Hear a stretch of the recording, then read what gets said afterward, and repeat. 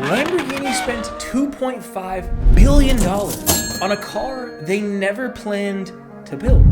Last week, the executives in Germany, not Italy, officially killed the Lanzador.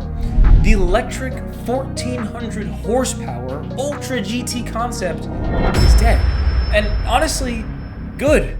I'm glad it's dead. Because Lamborghini used to build cars that scared you, cars that shook the ground when they started, cars that made your chest hurt from the exhaust note, cars that were so loud, so violent, so completely unhinged that you couldn't help but fall in love with them. You could feel the heat soaking through the firewall. You could smell the hot metal baking behind your head. That physical violence, that threat of pure, unfiltered danger, that is the point of a Lamborghini. Or at least it used to be. But if you think the Lanzador cancellation is a victory for car guys, then you aren't paying attention. The Lanzador dying is not a win. It is a massive, flashing warning sign that one of the greatest supercar manufacturers on Earth is suffering a billion-dollar identity crisis. And looking at the all-new plug-in hybrids that they're just forcing onto the market, I honestly don't know if they remember how to build a car for the guy in his garage who just wants something fun, something exciting. Let's talk about the Lanzador first, because the way that the media sold this car to you was basically a scam. When they revealed this thing at Pebble Beach back in August 2023, the blogs went absolutely crazy. 130,000 reservations they printed. Sold out. But that wasn't real. Do you know what that list actually was? It was a $100 fully refundable deposit. It was a glorified email mailing list for people who wanted a PDF brochure. If you want a real Lamborghini allocation, you wire $20,000 to $50,000 to your dealer, and it is non-refundable. You don't put down $100 like you're pre-ordering a video game. The Lanzador waitlist was a mirage, engineered to keep European regulators happy. And now the CEO, Stefan Winkelmann, is publicly calling high-end EVs an expensive hobby. He literally called it financially irresponsible. And he's not wrong. Look at the absolute carnage around him. The automotive industry just burned tens of billions of dollars on an EV graveyard. Ford took a nearly $20 billion bath. Stellantis took a nearly $30 billion hit. And General Motors lost over $7 billion. Porsche Taycan sales are down almost 22% year over year. In North America, they barely moved 506 cars in the fourth quarter of 2025. That is a disaster. You have dealerships literally refusing allocations because they can't get rid of the inventory they already have. Maserati strung people along for 5 years before quietly exiting the MC20 Folgore. 5 years of press releases, 5 years of promises, and then they just quietly took it out back and shot it. And then there's Rimac. The Nevera is the perfect EV. 0 to 60 in 1.66 seconds. 24 world records. It literally bends physics. They planned to build 150 of them. They have delivered roughly 50.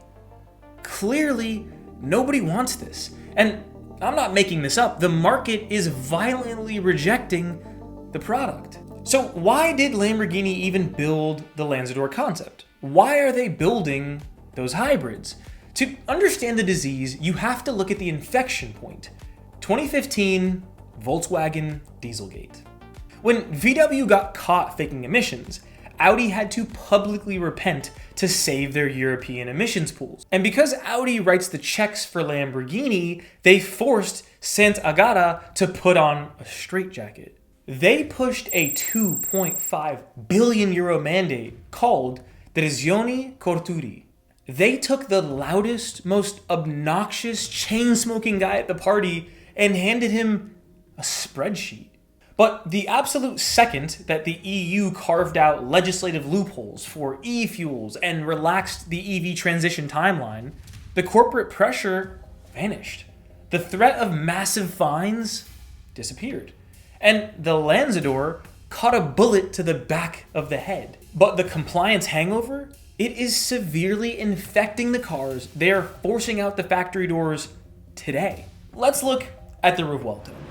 To make this flagship legal, they engineered the L545 powertrain, a gorgeous 6.5 liter naturally aspirated V12. Honestly, incredible, no notes. But they strapped 3 electric motors and a 3.8 kilowatt hour battery inside the carbon tub. It added 545 pounds of dry weight. You're looking at nearly an 800-pound penalty at the curb. Now, I've been making YouTube videos long enough to know that everyone freaks out when a car gets heavy. And I honestly don't care too much about the scale.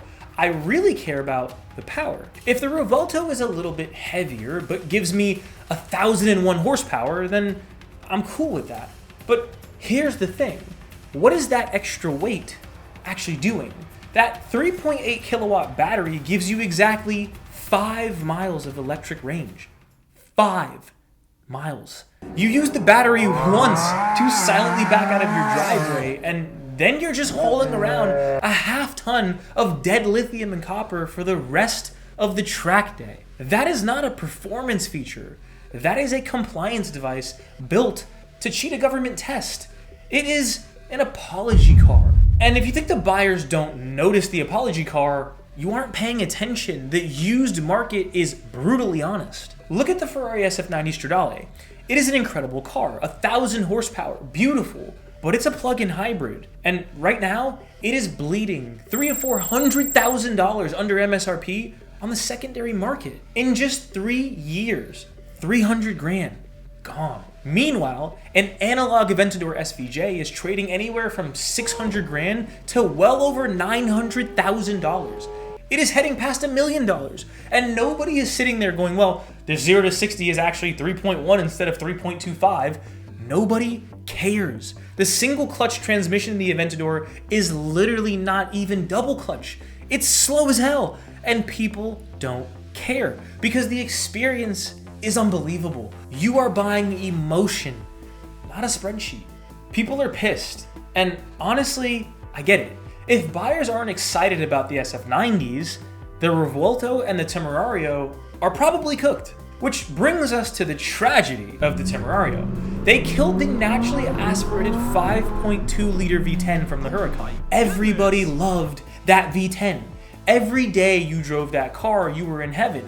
It was an absolute wall of sound. And to replace it, they gave us the L411, a 4 liter twin turbo V8 plug-in hybrid making 920 horsepower. I just don't know that the same interest is there for a twin-turbo V8. Every supercar has a twin-turbo V8 now. It feels clinical, and trust me, I love V8s, and I especially love twin-turbo V8s, but there was something special about the Huracán. That V10 was the hallmark. But I will say this, the prosecution has to acknowledge the defense, and mathematically, Lamborghini engineering went insane trying to save this car's soul. Rovin Moore, the chief technical officer, knows exactly what is at stake. He knows they are fighting a losing battle against digital numbness. Lamborghini ran simulation studies. They rate the performance lower. The human brain simply gets bored.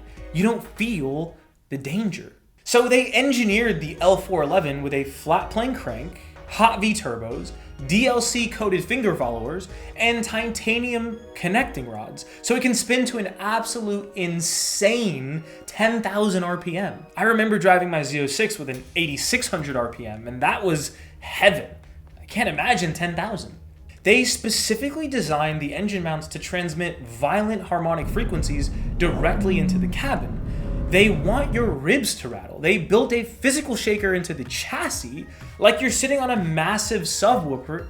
They are literally trying to hack your brain. They built an artificial pacemaker to force a mechanical heartbeat into a digital corpse. They know that the hybrid architecture inherently dulls the physical experience. So they're trying to artificially inject the danger back into it with math. But can an EV or a heavily digitized hybrid ever feel like a true Lamborghini? And I just don't know. I can see that electric sports cars and electric supercars, maybe in 50 years, are just gonna be a normal thing. But I just don't see how we get there in any way that's fun, exciting, or visceral. Things have become so incredibly bureaucratic that they forgot there are human beings at the end of the transaction. You just lose touch of what a guy in his garage actually wants. Not what 5,000 focus group buyers want. One dude, what one dude wants. And that one dude wants a fun car that's a blast to drive, that he can show off to his friends. It's not that complicated. So here's where I land on this. The SVJ, the Huracán STO, those are future classics. They represent the absolute peak of unapologetic mechanical violence. The Revuelto and the Temerario, they are brilliant pieces of mathematics. The engineering is absolutely staggering, but they are apology cars. They are stepping stones forced into existence by European regulators who don't even like cars in the first place. And in 10 years, when battery technology moves on, a heavily depreciated plug-in hybrid supercar carrying 500 pounds of dead lithium is not going to be a classic. It's just going to be a very fast, very expensive piece of consumer e-waste. And if you were Rovin Moore right now, staring at the L411 V8 and a corporate mandate to hybridize, how do you route the physical feedback? Do you hard mount the transmission directly to the chassis to force vibration? Or do you rely on psychoacoustics to trick the driver's brain? Let me know which direction you would go in the comments below, but as for me, I just want to see a Lamborghini be a Lamborghini. Thanks for watching.